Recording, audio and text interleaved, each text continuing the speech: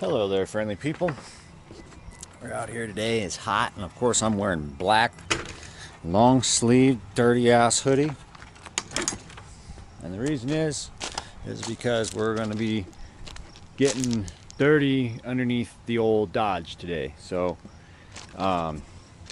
it's gonna take quite an undertaking to get this beast running again.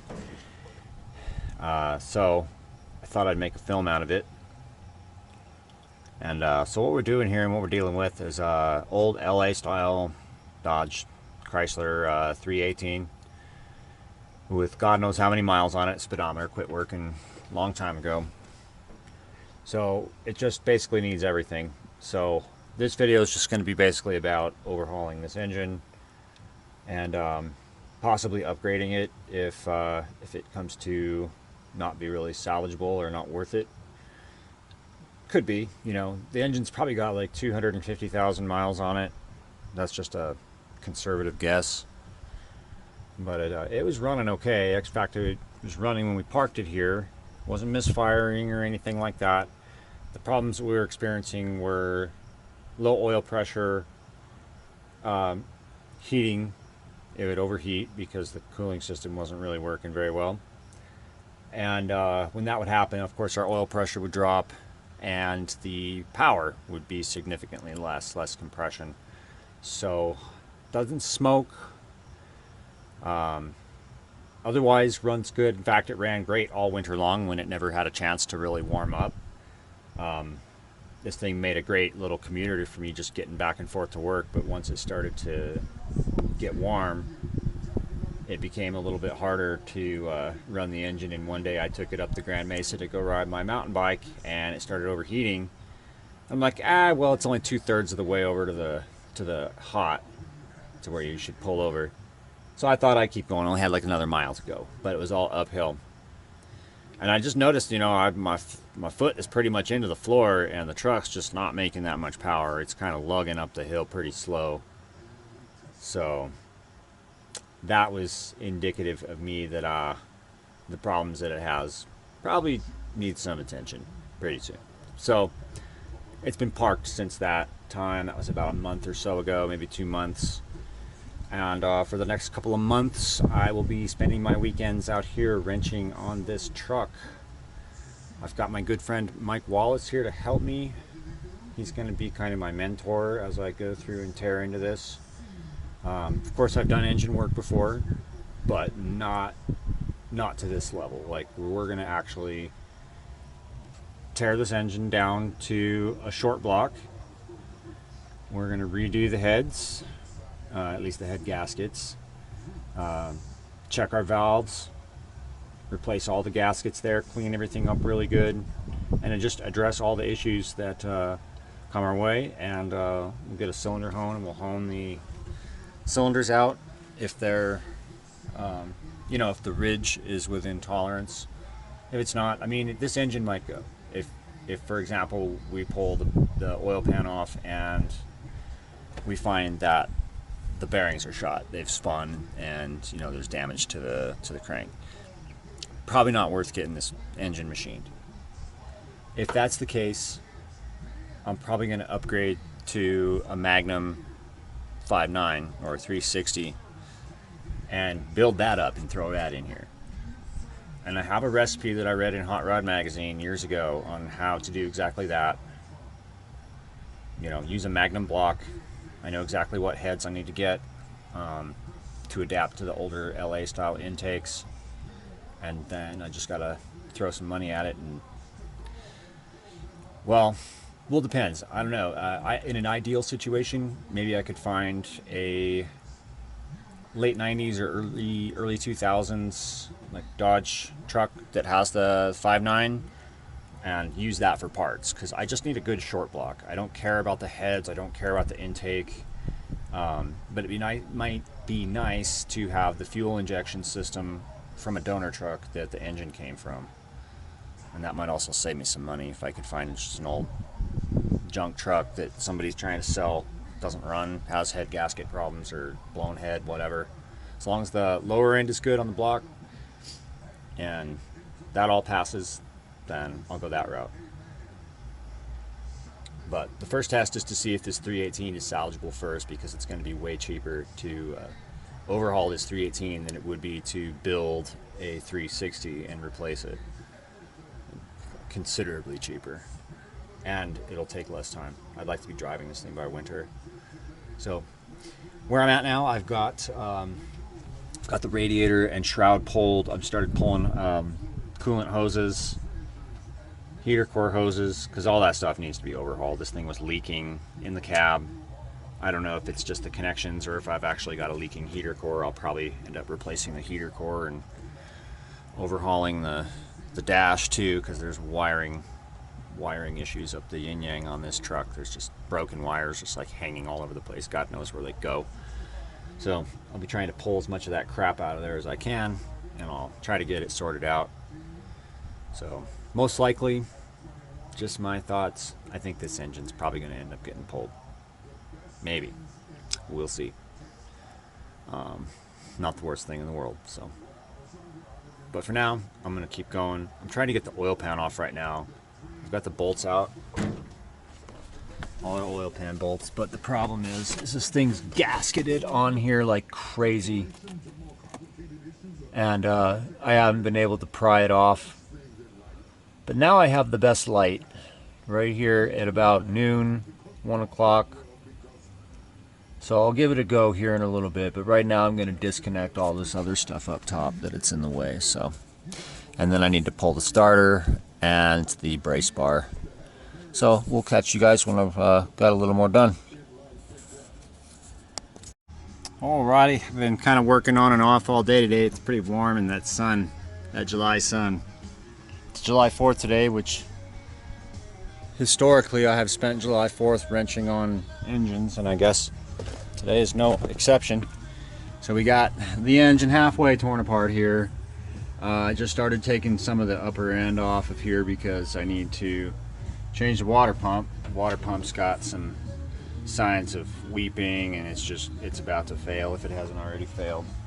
As I said, overheating was one of the problems of this truck. But get a load of the radiator right there. It wasn't getting a whole lot of flow, and it was leaking all over. It had pinhole leaks, probably 2 or 3 of them at least. So this is what the engine looks like at this stage. Next, I'm going to pull the throttle body and the distributor out so that I can jack the engine up a few inches and get the oil pan off. You can kind of see here, I got the oil pan down, but it's resting on, it's hitting both the axle and of course the cross member here. So we'll have to disconnect these motor mounts here and here. And since I figured, you know, if this engine is good, is the bottom end doesn't need to be machined, then I'm going to go ahead and just pull the heads and the valve covers in the intake as well. So that's what I'm kind of prepping for now. So as I'm moving stuff around the engine, I'm just taking off pretty much everything so that if it's good, I'm like halfway there. Good Lord, I got hair all over me. My cat is helping me. He's shedding like crazy. So yeah, that's what's going on. I'm sure I'll have a good sunburn tomorrow. Sitting out here in the hot July sun. We didn't really get a rainstorm today. Got a few clouds up there, but man, the sun these days is fucking intense, is it not? So anyway, I just wanted to get a good look at the setup here so that I don't forget anything. This is what it looks like. There's a bracket here that has another bracket that bolts to it. Wiring harness goes over here. I've already unplugged a couple of things, but kind of want to see where some of the vacuum lines go. The electrical stuff. It's pretty straightforward. I mean, I've taken this stuff apart before.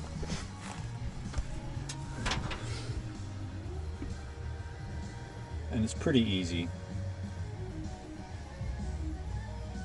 Might spill a little bit of gas pulling the gas line, but this thing's been down for a couple of months, so I don't think there's any pressure in it. But just in case, maybe it heated up. You know, heat alone could cause that to pressurize. So, anywho, thought I'd show y'all what's up here. Keep tearing away at it.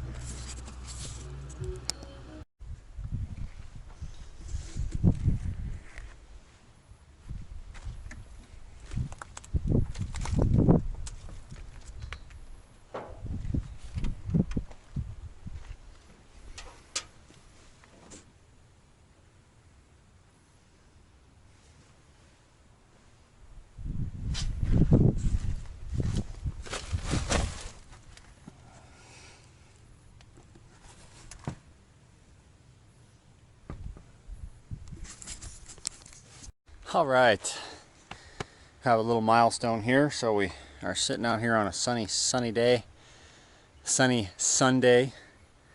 That's what I meant to say. And working on the Dodge, as you can see here, old school style. Just doing it outside here, and got a lot of things to address on this truck.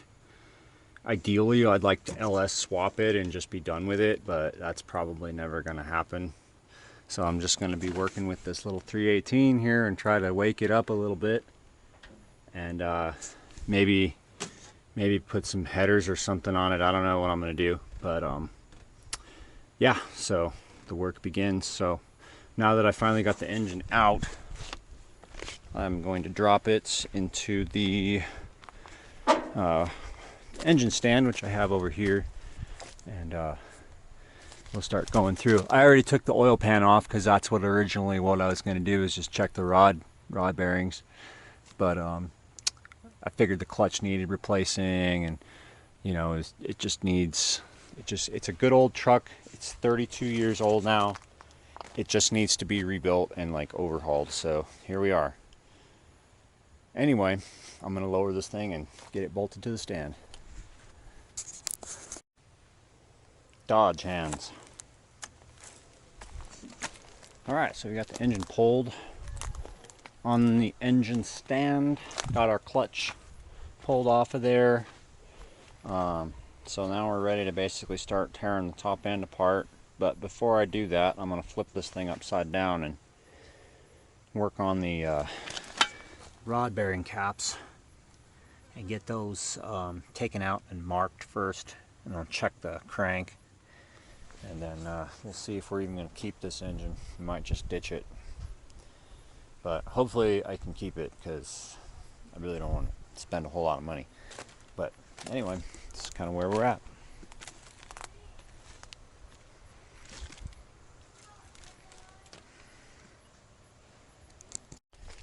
Hello, we are back here at the engine. It's the next weekend. Last weekend we got the engine out. This weekend we're digging in, and I've got most of the top end removed, and I just took the intake off here. You can see the oil galley's got a little bit of sludge, but overall it looks pretty clean. And the water jackets look good. Everything looks pretty decent. It'd be cool if I could find some better heads. I'm gonna try to do this on a budget for maybe half that at most. Like, I really don't even want to spend $1,000 on this engine, but you know, it's like either that or you don't really upgrade your engine, and what's the point of doing all this work and pulling it all out of the truck and everything like that if you're not going to put something back in it that's going to last 100,000 or more miles, you know. I'm good with rebuilding an engine every 100,000 miles. On the bottom side here, everything looked pretty good. The crank looks good. It's still polished. None of the bearings have spun. They have normal wear, but they are the factory bearings. Somebody has been in here to mess with stuff before. I think the crank shaft itself has possibly been replaced at one time in the past under a previous ownership of this engine. So, but it's evident that somebody was in here tinkering with the bottom end at one point. So gonna probably spend some time working these heads over if I have to reuse them. Like I said, if I can find some cheap heads that are just already better flowing than these ones, then I'll use those. because I'm not going for EGR on this or anything. In fact, I'm not planning on reusing the fuel injection system that is stock with the truck because it started to break. It's got issues. The regulator, there's the voltage regulator I installed because the one inside of the computer, the one inside of this box right here failed, and it's not cheap to find a refurbished Dodge Ram fuel injection computer specifically for a 318 and a manual transmission. So like trying to find that, it was just stupid. It's like, why don't I just come up with a better fuel system? Because that fuel system honestly was problematic. Even though it was mostly low maintenance, it does have its issues. So I think I'll just go with a standard old carburetor, unless of course I can find a better fuel injection system, computer, wiring, harness, and all. So that's kind of where I'm at. I'm going to clean this thing up because it's got all kinds of rat shit. There's a rat making a nest in the intake at one point here. This truck has sat for a good year and a half of the 3 years I've had it. Just various things break on it, and I usually don't work on my vehicles in the wintertime. As you can see, I work outside. So I'm going to try to get as much done as possible and clean this thing up with a shop vac. Just kind of a real cheap way to keep track of important hardware like head bolts. I just grab some scrap wood or something like that and kind of mark the holes, you know. So, you know, passenger side, driver side, front. So then when I pull my head bolts, which I believe I only counted 10 in each head, I'll just pop them in here in the same order they are coming out of the head in this orientation. And that way I won't mix anything up. I'm surprised it ran as good as it did, but it is a Mopar, so I shouldn't be too shocked. So fuck yeah, I guess I'm done for today on this truck.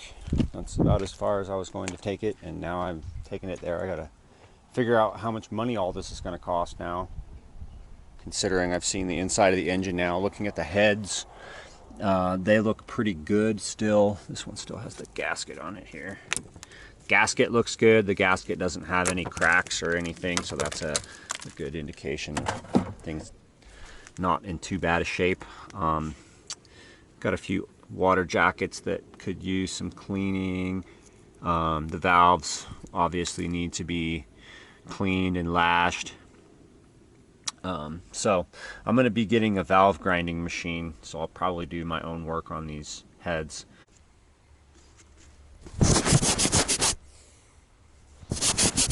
Man, that camera lens gets dirty. Hey guys, so here we are at the engine repair site outside.